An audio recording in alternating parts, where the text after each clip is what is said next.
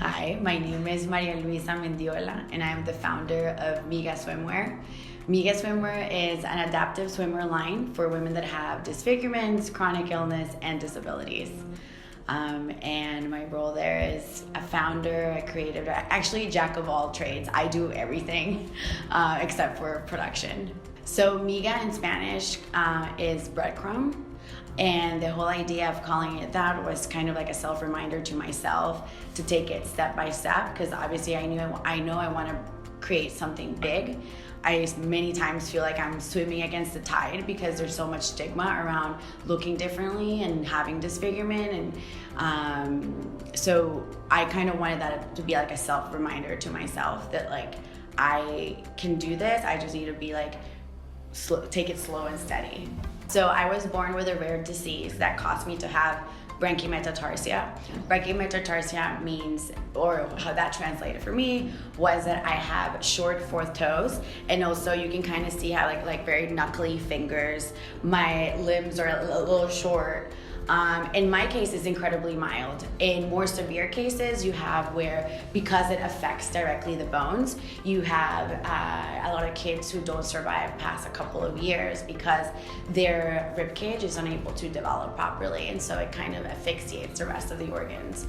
When I grew up in Costa Rica, that meant that I was going to the beach or the pool a lot, and I loved that, but at the same time that also brought a lot of anxiety because I had to be focusing on like hiding my toes, like dipping them in the sand, or concealing them as much as I could, because I didn't want people to ask me, because if people saw my feet, the probability that they would ask me what was wrong with my toes was incredibly high. And so when they did, it also, because everything else looked quote unquote normal, it was shameless how they would ask, be like just straight up scream at a group of people, what's wrong with your toes? And that made me feel so vulnerable and uncomfortable. I think when I was 26 was like when I drew the line, it was like, how is it possible that I'm 26 and like my friend just asked me this, and I just feel so not only vulnerable, but like that I'm living a lie, right? Because you're essentially living with a secret. The whole year that you don't have to be, I now live here in New York, so like the whole year if I wanted, I could conceal my feet. And when I would go to Costa Rica for like Christmas or whatever, I had to show my feet. And so that's kind of the big turning point for me, where I was like, this is a huge problem for me. I do not want this to continue to be a problem, because the next people are asking me about why my feet look this way is gonna be like my future children. And those are like my insecurities that I need to fix like now. When I realized that this was still such an issue, I was just about to go into my master's in design at Central St. Martin's. So I did this design thinking, but it's called Applied Imagination in the Creative Industries. And it's essentially like a design thinking course. And it came from the theory that you can't bring about change unless you change yourself first.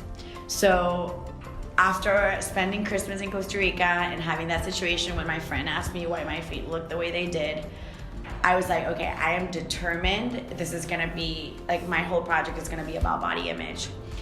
And still, even though I knew it was, disfigurement was like the undertone of it, I was still kind of like, I think because so many years of just brushing under the rug, I was just like focusing on body image in general. And then the beauty of the program was like a 1-year program. They asked us to keep journals of anything that, any activity you did, anything that came to your mind as inspiration for your project.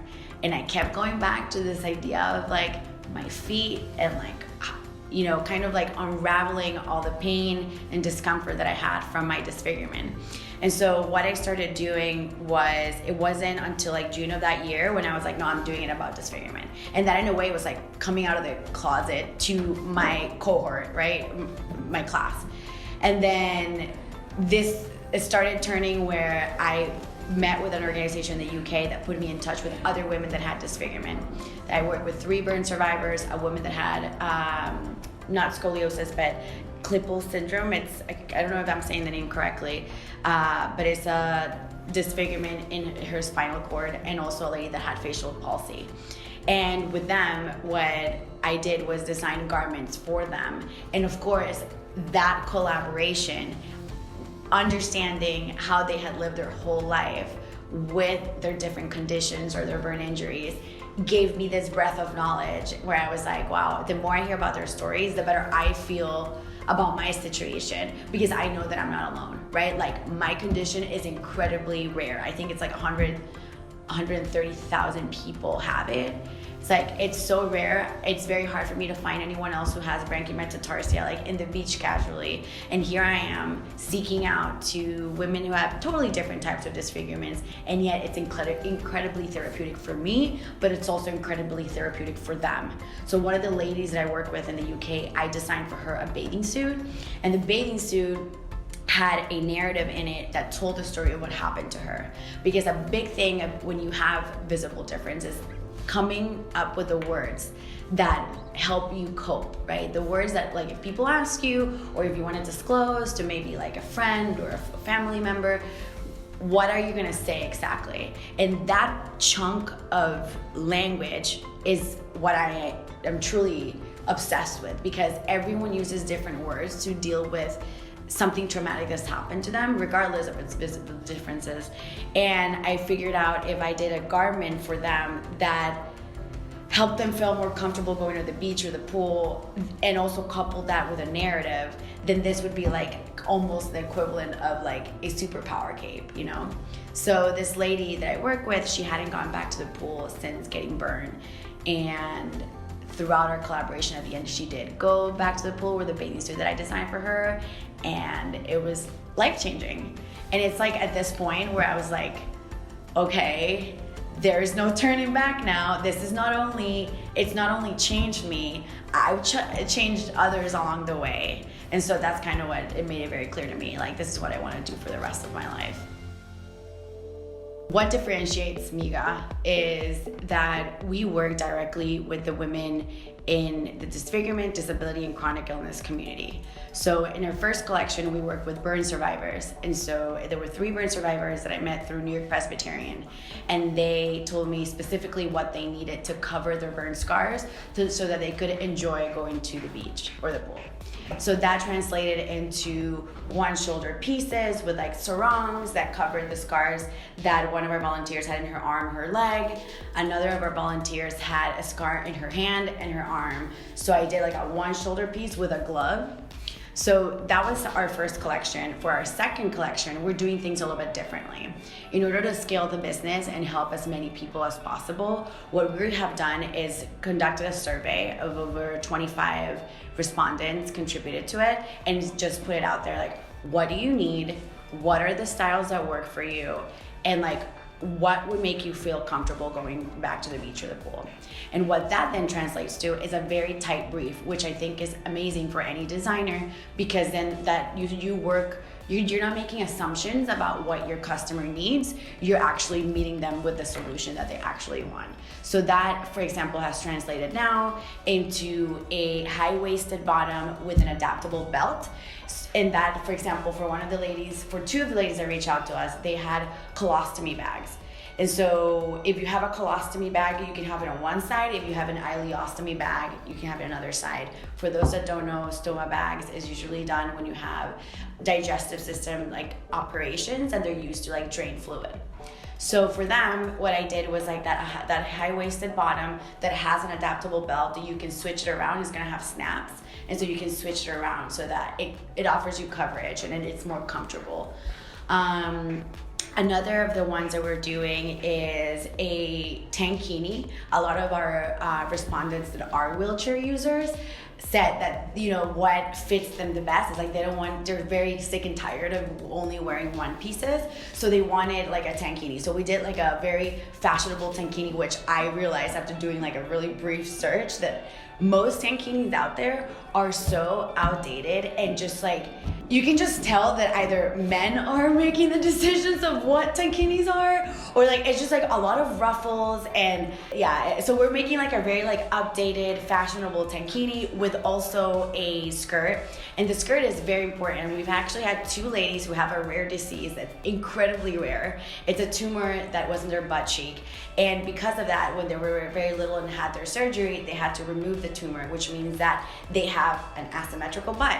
So what I'm doing for that is we're combining the tankini for wheelchair users with also like a skirt that you can wear to the beach trips, like to go inside of the pool or the ocean. So that's kind of a couple of the styles that we'll be having for our next collection, which we're hoping to drop at the end of this month, November, on our website. I was very lucky. I found a fabric supplier or vendor that really understood us from day one.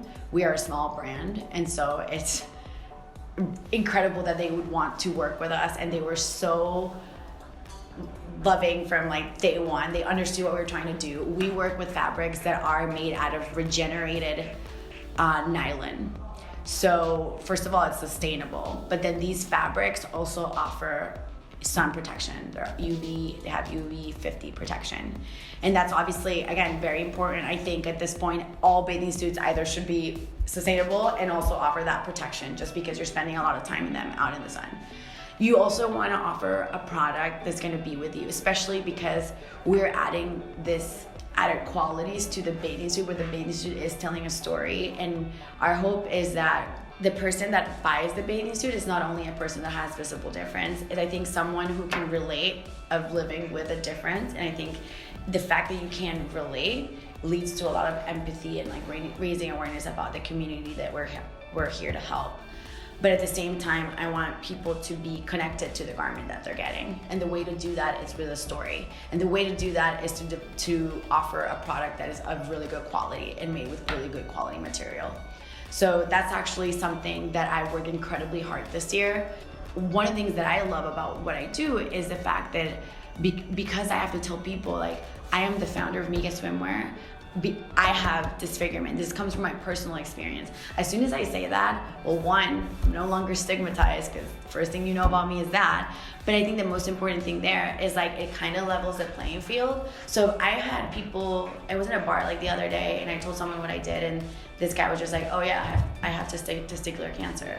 You know, that's I think, and I understand that's a very unique experience for me, but I would say like not making assumptions, and just if the person wants to share, or like if you want to ask and it's clear that it comes from a good place, then share something that also you feel vulnerable about, so the person feels much more comfortable to disclose. Some of the challenges that I've encountered are definitely production was a big hurdle. I cannot stress enough how obviously there's a boom right now, a lot of brands out there, a lot of direct to consumer, and I don't think that the manufacturing industry is kind of like ready for that, like small brands and maybe brands that come from different industries and their background is not production. So even me being in New York, I had to really do my research to find a good production partner. Same goes for, like finding the right people that could help you. At first I only worked with like the factory, and the factory took care of like all the process. Now when I decided to hire 2 people to help me with that, it's been more of like a 3-pronged process, where there is the factory, but then we have the production manager and the pattern maker, and we're all kind of like working in it together. And everyone wants to look sexy. Like we do a lot of bathing suits with cutouts. We do a lot of bathing suits that are like high-waisted.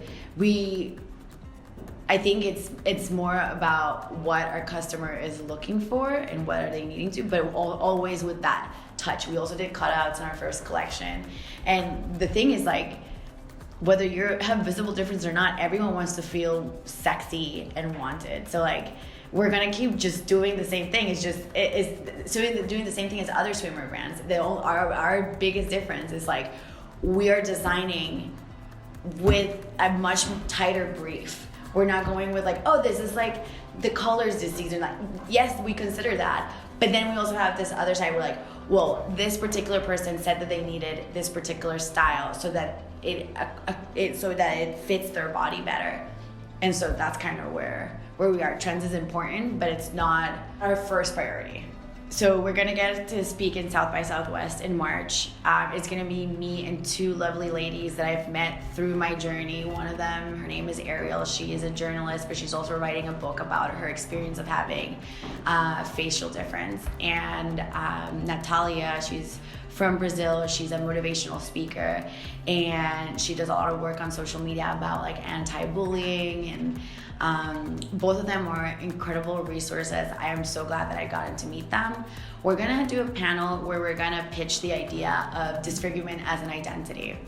I think it's gonna be great because we're gonna be talking about language, we're gonna be talking about representation in media, what like society could be doing to make sure that people that have visible differences feel supported and feel part, like big contributors to the society. What I would like to have is for, you know, the next collection to have, instead of 30 people being surveyed, I would like to have 100 people being surveyed, and see how we can continue to play with design in ways that make women feel comfortable and confident when they go to the beach or the pool. I also would love to go into menswear.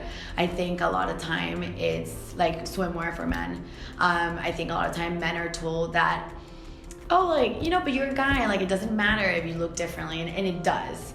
Absolutely. We're gonna have, by the end of the year, 2 guys who have written into our blog saying, you know, this was a big issue for me. I think one of the best blogs we had was this man from the Midwest. He's a white cisgender man, and he was talking about getting, you know, becoming a burn survivor and how hard that was for him, and what he was doing when he got burned, and where he is now, and feeling comfortable about his body. And he spoke about it in such a way that I was just so moved, and I was like, this is something that we need to continue to do more of. So my focus has always been first adults. I think that as adults, we carry a lot of weight in like our insecurities, and then our kids emulate that self-talk. So my focus has always been to help adult women, and I'm hoping to do adult men next, and then focus on children.